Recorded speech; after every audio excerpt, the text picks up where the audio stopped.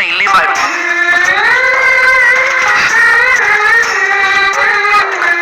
ना बिटिया, नारी के जीवन तो सृष्टि के संचाल खातिर होला। जैसे सीता जी की खोज के लेले, वैसे हमरो खातिर लड़का ढूंढे। पहले बेटी, फिर पत्नी। कहा हनुमान जी से?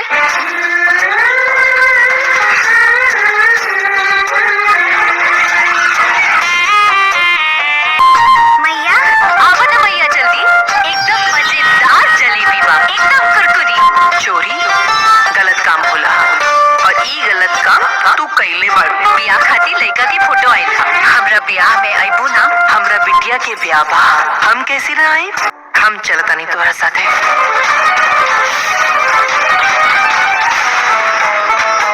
चले दहेज का सामान ना आई, हमने की सच्चाई ना मानब जा।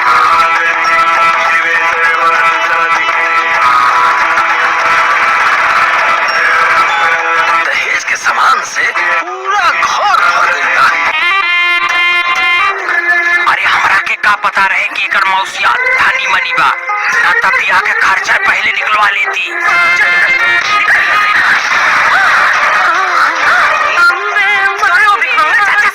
जौन दहेज का सारा सामान कबूल के एकाऊ सामान ना देलस। हमार जीवन बर्बाद हो गए। 4 गो बारन से देखनी की मजूरी 1200 रुपया भइल। मौसी से कह के मंगा लो।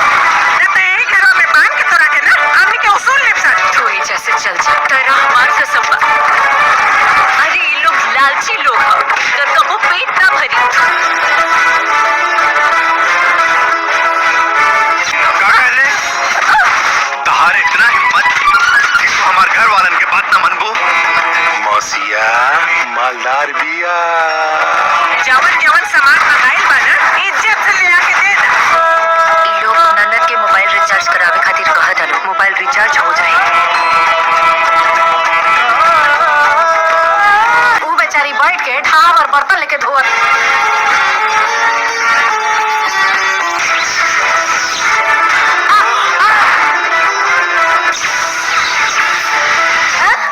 कमाओ के करी हाँ? आधा में नहीं खू तो हम लोग से तो इतना ना भइल। जाके तनी सस्ता जा हाँ कि खइल का बर्तनवा धोती। तू ही जैसे चल जा, लालची लोग हैं, कर कबो पेट ना भरी। तू ही जैसे चल जा, तेरा हमार कसम बा।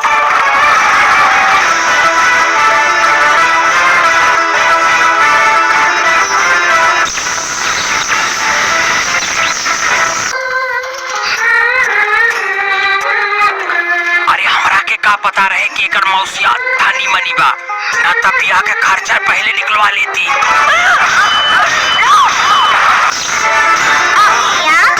आजा मैया, दिखा ना तिल के तेल में गर्मा गर्म पूरी छाना। रानी जाके करबे अपने अम्मे माई के। इसे सब फटाफट काम करा ला। चाची, अगर हम घर के सारा काम करती तो हमरा के खाना देबो ना? सारा अरे हमरा के का पता रहे कि एकर मौसिया धानी मनी बा, ना तब ब्याह के खर्चा पहले निकलवा लेती। तोर का दिन के खाना बा, खाए बा। मैया आओ ना मैया जल्दी, एकदम हमनी के कन्यादान कोई के अपने कपारे के बोझा उतार लेनी। दहेज का सामान ना आई, हमनी की सच्चाई ना मानब जा। ब्याह खातिर लड़का की फोटो आइल था। हमरा ब्याह में आइबू ना? हमरा बिटिया के ब्याह बा, हम कैसे ना आई? चाचा से भइल बा, जौन दहेज का सारा सामान कबूल के एकाऊ सामान ना देलस। तहारे इतना हिम्मत कि तू हमार घर वालन जवन जवन सामान मंगाइल बा ना, इज्जत से ले आके दे दा। हमार जीवन बर्बाद हो गए। हम चलतानी तोहरा साथे। 4 गो बारन से देखनी की मजूरी 1200 रुपया भइल। मौसी से कह के मंगा लो। नमक तेल मर्चा खातिर भी पैसा मांगी। ये लोग ननद के मोबाइल रिचार्ज करावे खातिर कहत हलो। मोबाइल रिचार्ज हो जाए। मौसी से कुछो ना मांगा। का कहले?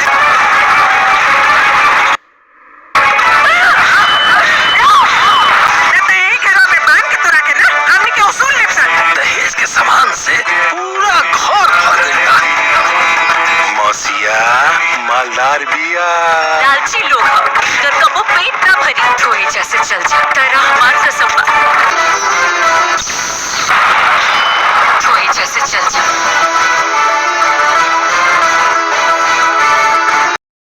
हेलो दोस्तों, आज हम बात करने वाले हैं बहुत बेहतरीन मूवीज़ के बारे में, जिस मूवीज़ का नाम है अम्बे है मेरी माँ। जी हाँ, ऑफिशियल ट्रेलर आप लोगों के बीच एक धमाकेदार आया है, जिसमें कि अक्षरा सिंह आप लोगों को मेन लीड रोल में नज़र आते हुए दिखेंगे। एक पारिवारिक मूवी है और आप लोगों के बीच एक ऐसी कहानी दिखाई गई जो कि आप लोगों को काफ़ी ज़्यादा पसंद आएगी। अक्षरा सिंह की एक ऐसी जगह पर शादी होती है जहां लोग इतने ज़्यादा लालची होते हैं जिसका कोई जवाब नहीं रहता है, और आप लोगों के बीच ये ऑफिशियल ट्रेलर देखकर ही समझ में आ जाएगा कि आखिर इंसान इतना लालच में क्यों अंधे हो जाते हैं और लालच में इतना क्यों प्रताड़ित करते हैं। तो आइए, आज मैं आप लोगों के बीच बहुत ही ज़बरदस्त तरीके से एक्सप्लेन करने वाला हूं इस मूवीज़ के बारे में। और स्टार कास्ट की बात करूं तो अक्षरा सिंह और पंखी हेगड़े, राकेश बाबू, देव सिंह, प्रेम दुबे, विद्या सिंह और राम सुजन सिंह और निशा